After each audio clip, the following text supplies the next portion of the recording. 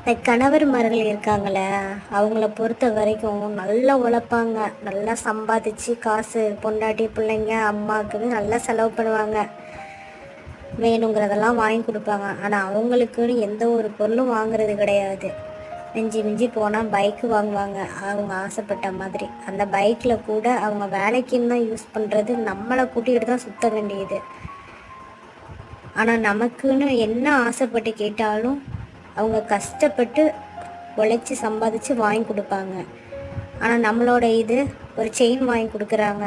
செயினை வாங்கின உடனே என்ன சொல்லுவோம், இப்போ செயின் வாங்கியாச்சு, அடுத்து வளையல் வாங்கி கொடு அப்படின்னு சொல்லுவோம்.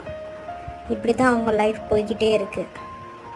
ஸோ வீட்டுக்கு வர கணவர்களை நல்லா கவனிங்க, நல்லா சமைச்சு போடுங்க, நல்லா அன்பாக பார்த்துக்கங்க, எரிஞ்சு எரிஞ்சு பேசாதீங்க.